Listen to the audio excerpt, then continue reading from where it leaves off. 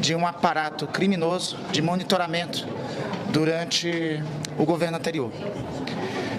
As informações que todos vocês já devem ter dão conta que entre autoridades do Executivo, do Legislativo e do Judiciário que foram monitoradas estão autoridades do Supremo Tribunal Federal, governadores de Estado e membros do Parlamento.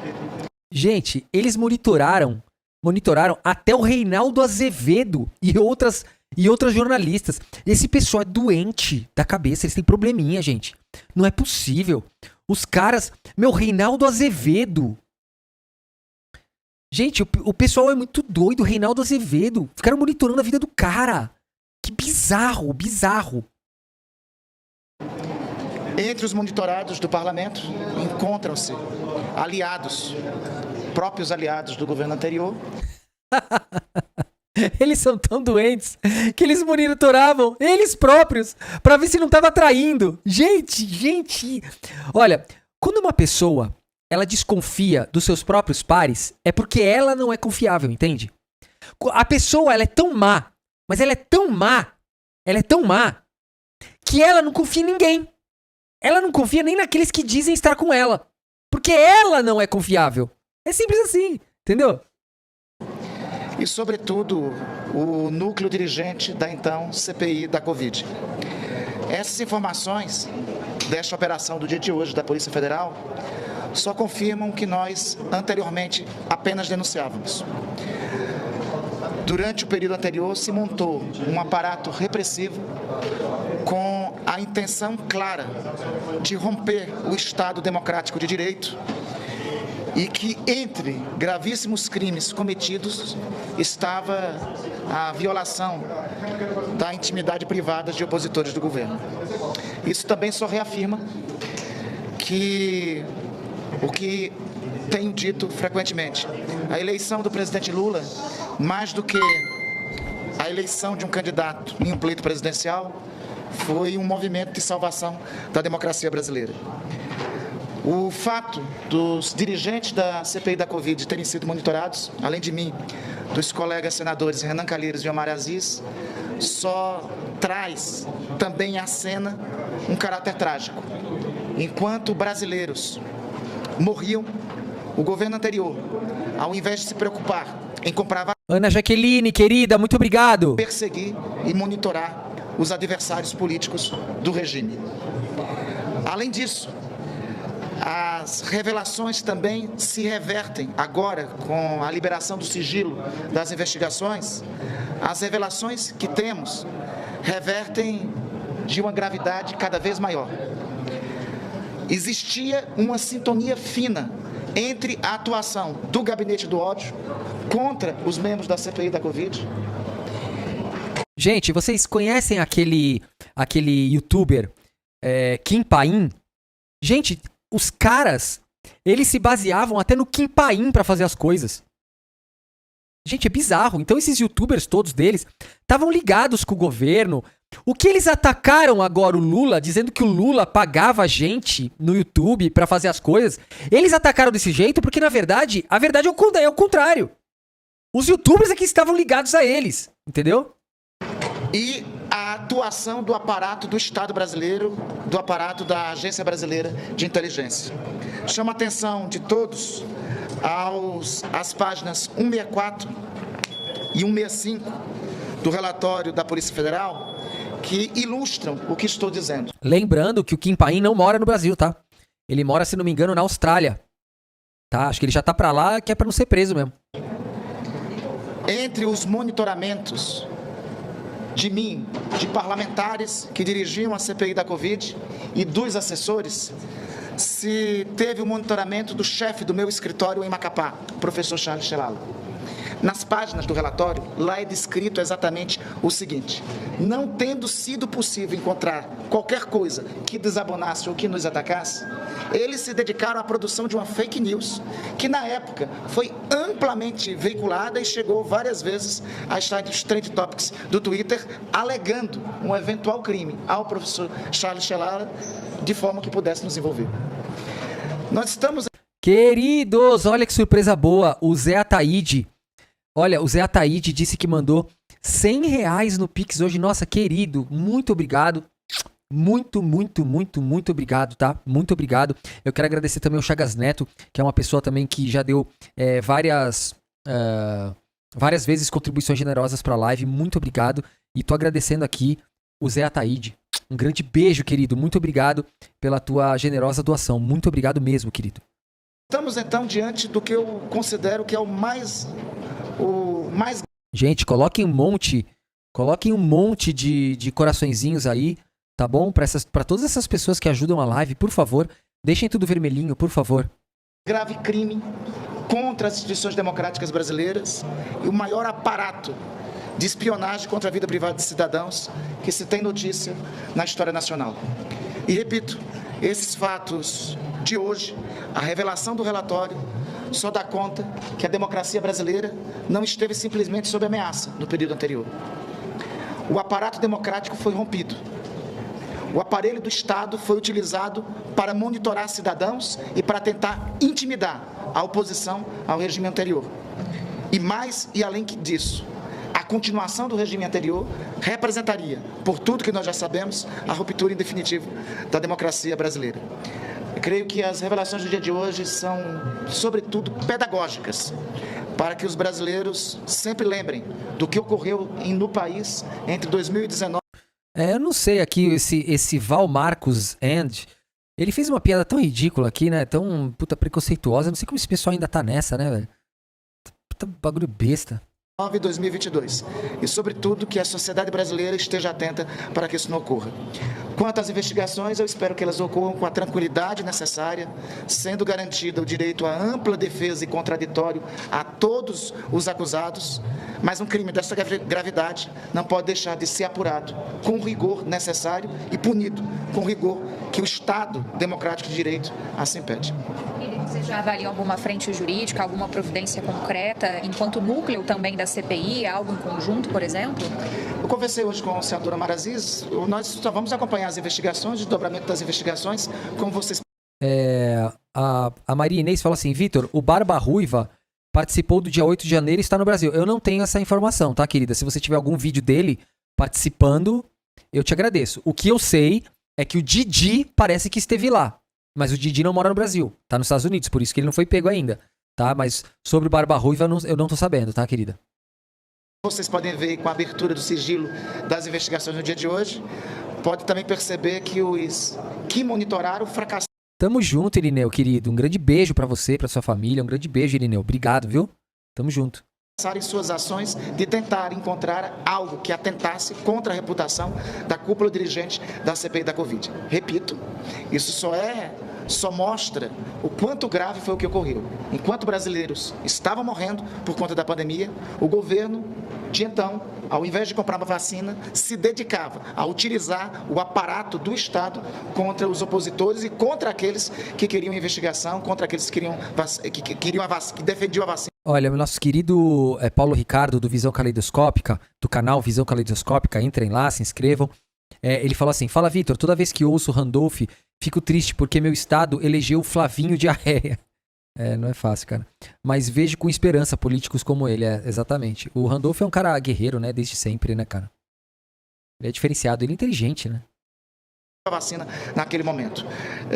Nós vamos aguardar. De minha parte, não penso em nenhum, embora viesse a ter direito a entrar com ação indenizatória contra a União, de minha parte, não quero dar esse trabalho à União, nem responsabilizar os cofres públicos. De minha parte, eu creio que a opinião também dos demais membros da CPI, dos demais membros da cúpula dirigente da CPI, é que a investigação prossiga, reitero, seja garantida.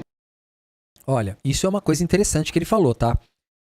Tanto ele quanto todos os que foram monitorados poderiam pedir uma indenização para a União. Eles poderiam ser indenizados por terem sido, por todos terem sido monitorados, né? Então, o Randolph falou, olha, eu não vou pedir indenização porque, poxa, né, eu vou tirar dinheiro do Estado, sendo que a gente sabe que quem são os bandidos, né? Então ele não vai tirar proveito disso e parece que os outros deputados também não tirarão proveito disso. Isso já é um grande exemplo a ser seguido, tá? Vamos ver aí se o Reinaldo Azevedo vai entrar com algum tipo de pedido, se... A Joyce Hasselman eu não duvido que peça, né? A Joyce Hasselman, putz, aquilo lá nossa, é lamentável. Do direito à ampla defesa e contraditório aos investigados, mas, sobretudo, que sejam punidos com o rigor que a democracia exige, pela gravidade dos fatos do que ocorreu. O que o senhor espera do deputado federal Alexandre Ramagem, né, que agora, inclusive, é pré-candidato à Prefeitura do Rio de Janeiro? O que se espera dele? Primeiro, espero que ele se defenda. Os autos das investigações que são liberados dão conta da atuação pessoal do deputado, da atuação pessoal particular, do monitoramento, do papel dele, controlando, inclusive, as espionagens, as bisbilhotagens contra os membros da oposição ao regime. Olha, gente, eu vejo muita gente que tava gostando da Joyce Hasselman porque ela começou a bater no Bolsonaro. Mas não se enganem, tá? Ela tá fazendo toda a campanha dela agora, porque ela quer sair candidata, né, pelo Podemos, se não me engano. Ela quer sair candidata batendo no Lula, tá? Ela tá falando atrocidades do Lula, fake news, tá totalmente desequilibrada, tá? Desequilibrada. E já começou daquele jeito dela de falar coisas sem pé nem cabeça, tá? E ela tá atacando o Lula, assim, sem nenhum pudor, tá? Então... O senhor deputado Ramagem, comprovado que consta na investigação, agiu como um verdadeiro chefe da Gestapo do regime anterior.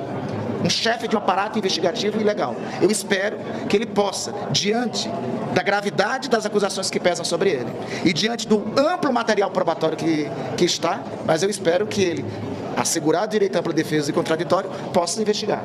Mas o que nos resta patente é que o senhor deputado, lamentavelmente, comprovado tudo que está nos autos da investigação, atuou como um verdadeiro chefe da Gestapo do regime anterior. O senhor espera que o Senado e a Câmara possam fazer institucionalmente a partir de agora essas novas relações? O que nós esperamos, ao fim e ao cabo, é a responsabilização, seja de quem for, dos que tramaram o desvio da finalidade do Estado brasileiro, da Agência Brasileira de Inteligência. Seja eles quem forem, sejam eles cidadãos, sejam eles parlamentares. Quem cumpriu o papel em atuar, em comandar, em organizar um aparato repressivo, ilegal, de bisbilhotagem sobre opositores, algo que se assemelha a regimes fascistas, deve... Na minha opinião, eu acho que os processos contra esse monitoramento deveria ser feito igual foi feito no dia 8. Eu acho que eles tinham que entrar com o pedido de indenização, mas bloquear os bens de todos aqueles envolvidos, pega o total de indenizações, né, das pessoas que foram monitoradas e os bens dessas pessoas, apartamento, carro, investimentos, poupança, vai tudo para quem foi monitorado, né? Tem que ser no CPF. Tem que acabar com esse negócio de o Estado paga. O Estado não faz nada. Quem faz são pessoas, né? Então, pega lá do Bolsonaro, tem 17 milhões na conta, divide lá pro Reinaldo Azevedo comprar o Patek Philippe dele lá. Devem ser, de todas as formas, responsabilizados, sejam quem for. Sejam cidadãos, sejam parlamentares nesse mandato. Tem uma informação de que ainda tem gente suspeita na ABIN. Tanto é que o ministro Alexandre de Moraes negou compartilhar, né, parte da investigação com núcleos da ABIN, com a corregedoria, inclusive. O senhor defende algo, neste momento, internamente, do ponto de vista de governo, em relação à ABIN? O governo certamente estará à disposição para colaborar com todas as investigações em qualquer instituição do governo. Esclarecer isso é uma necessidade imperiosa por parte... Queridos, vamos colocar muito coraçãozinho para nossa querida Margarete Souza. Ela acabou de enviar um superchat bem generoso, querida, e ela falou assim: boa noite a todos. Vitor, anteontem te enviei um superchat de R$100. Que legal, me perdoe se eu não vi, se eu não agradeci. Espero que eu tenha agradecido, tá, querida? Ela falou assim: conheci seu canal há 4 dias. Honra minha fazer parte dessa comunidade. Ô, Margarete, um grande beijo, querida. Vocês estão sendo tão bons comigo. Vocês estão me ajudando tanto, querido. Sem vocês eu tava muito ferrado, viu? Se não são vocês, nossa, essa luta aqui eu já teria perdido faz tempo. Vamos lá, gente. Obrigado, Margarete, mais uma vez, querida. 2 Margaretes maravilhosas aqui na nossa comunidade. por parte de quem está no governo atualmente, mesmo porque quem está no governo atualmente representa a interrupção desse fluxo de atuação extralegal, autoritária, excepcional que ocorreu no passado. Então, da parte do governo, tenho certeza que terá ter neste momento todo o apoio às investigações que estão sendo conduzidas pelo Supremo Tribunal Federal e pela Polícia Federal. E investigar quem quer que seja, esteja onde estiver. O aprofundamento dessas investigações é fundamental, não somente para a punição dos que cometeram os crimes que estão aqui elencados, mas é fundamental para que nunca mais ocorra isso. O que ocorreu é de uma gravidade. Olha, a Raquel Araújo, querida do Face, ela perguntou assim, Victor tá no Instagram também? Gente, eu peço perdão pra vocês, eu não tenho alimentado nem o TikTok, nem o Instagram. E, putz, eu preciso voltar, tá? Eu vou fazer, olha, gente, eu prometo pra vocês que eu vou começar a alimentar o Instagram e o TikTok. Eu preciso colocar, mas o problema é tempo, é trabalhoso, complicado. Eu tô tentando, gente, eu vou tentar, tá bom? Desculpem. Gravidade sem tamanho e sem parâmetro na história brasileira. Nem na ditadura houve uma utilização tão exacerbada do aparato do Estado, do aparato repressivo do Estado, para investigar opositores, para acompanhar e fazer investigação e para fazer bisbilhotagem ilegal com opositores. Eles fizeram mais grave que isso. Eles não só acompanharam e fizeram bisbilhotagem ilegal de opositores. Eles utilizavam indevidamente de informações para propagandeá-las como fake news, com o objetivo de atingir a reputação dos opositores do regime. Isso, repito, é característica de regime fascista. Você acha que a existência da BIM, como ela funciona, como ela está hoje, deve ser revista? A Agência Brasileira de Inteligência surgiu em substituição ao antigo Sistema Nacional de Informações. Então ela surge com a concepção de ser uma instituição de inteligência do Estado brasileiro. O papel da Agência Brasileira de Inteligência é subsidiar, sobretudo, o presidente da República em relação a temas sensíveis da segurança nacional e da segurança do Estado Democrático de Direito. A BIM tem que existir para proteger o Estado Democrático de Direito, não para corrompê-lo. A BIM, ela tem que continuar existindo e tem que continuar tendo total apoio nosso. Talvez tenha que se refletir, quem sabe, sobre um controle maior por parte das instituições de controle, o Legislativo, o Judiciário ou o Ministério Público, sobre a sua atuação, para que não aconteça o desvio da finalidade da BIM. Repito, a BIM é uma instituição que merece de nós total respeito e a sua finalidade, quando foi constituída, é a existência para preservar o Estado de Direito. Em mãos erradas, ela foi utilizada exatamente no sentido contrário, tentar corromper as estruturas do Estado Democrático. Você acredita que a investigação vai chegar no carro do Bolsonaro? Eu não estou conduzindo as investigações, graças a Deus, e nem tenho talento para tanto, né? As investigações estão a cargo da Polícia Federal e eu prefiro acompanhar as investigações e ver até onde elas poderão dar. Agora, me parece que existia uma clara conexão, por esse fato aqui que relatei a vocês, existia uma conexão do funcionamento da atuação de bisbilhotagem ilegal com o gabinete de ódio que se utilizava para tentar destruir a reputação dos opositores do regime. Eu não sei a quem vai chegar, mas a investigação e os autos da investigação, conforme consta, mostram uma conexão direta e objetiva entre o aparato estatal e o gabinete do ódio. O senhor e outros monitorados com que o senhor conversou nesse meio tempo avaliam reforçar a segurança cibernética de vocês de alguma forma? Isso já está sendo feito? Eu tenho essa bisbilhotagem, incluirei essa bisbilhotagem no meu currículo como atestado de idoneidade. Beleza? Gente, sabe o que é melhor de tudo? Que pouca gente tá falando? Eles bisbilhotaram mó galera, né? Que era da oposição, né? Que eles dizem da esquerda comunista. E não acharam absolutamente nada. Nada. Bisbilhotaram um monte de gente e não acharam nada. Essa é a melhor parte, tá? É igual eu falo, olha, sempre que um bolsonarista for discutir com você, o primeiro argumento que você tem que colocar pra ele, quando ele falar do Lula, é o argumento que eu sempre ensino aqui. Você fala pra ele assim, o cara vai falar, você apoia um bandido, Lula. Aí você responde assim, o Bolsonaro, ele ficou no poder 4 anos. 4 anos em posse de todos os documentos da República. Inclusive, todos os documentos confidenciais também. Ele ficou lá com centenas de assessores que poderiam rever todos os contratos, tudo que o presidente Lula e que a presidente Dilma fizeram. Tudo. Ele tinha posse de tudo, simplesmente tudo. E não achou uma só irregularidade. Nada. Zero. Não achou nada. Inclusive com um monte de generais, coronéis, inteligência, ABIN. E não achou nada. Zero. Gastou 40 milhões de reais para fazer uma auditoria no BNDES. Não achou nada. Zero. E você... Aí você responde, e você tá falando que o Lula é corrupto? O que o Bolsonaro fez tá tudo descoberto. Com provas abundantes. O Bolsonaro não achou nada. Vocês não têm nada. É simples assim. O senhor falou ali que talvez o Legislativo possa controlar a BIM de alguma forma. Já que tem vários parlamentares que foram investigados, o senhor vê espaço para apresentação de algum projeto, alguma discussão para que o Congresso possa fiscalizar ou o Executivo de alguma forma? Tem que discutir os mecanismos. Eu repito, a Agência Brasileira de Inteligência merece de nós todo o respeito devido. Porque, eu repito, ela sucede uma instituição ilegal que era aparato de um regime autoritário, que era o antigo Serviço Nacional de Informações. A finalidade principal da ABIN é a proteção do Estado Democrático de Direito. O que nós estamos vendo com essa investigação é que a finalidade principal da ABIN foi desvirtuada quando recai sobre ela o comando de governos com vocações totalitárias. Talvez, diante dessa circunstância, seja necessário pensar mecanismos de controle, inclusive, da agência de inteligência para que isso não volte a ocorrer.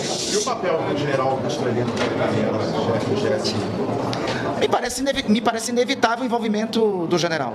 Me parece inevitável, me parece estar claro que, como ele estava junto ao GSI e a ABIN tinha relação direta com o GSI, era pouco provável, pelas informações que se tem, era pouco provável que ele não tivesse conhecimento. Mas, enfim, isso também é especulação. Eu prefiro que as investigações aprofundem e encontrem e responsabilizem todos os que tiveram participação nisso. Seja quem for, esteja onde estiver, com a identidade que tiver.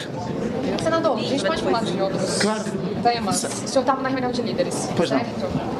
Em relação à desoneração, alguns parlamentares que saíram da reunião disseram que existe uma grande resistência àquela proposta que foi levada ao presidente Pacheco em relação à contribuição. Que caminho que o senhor vê para isso? O caminho e a vontade do governo é a resolução sobre a desoneração.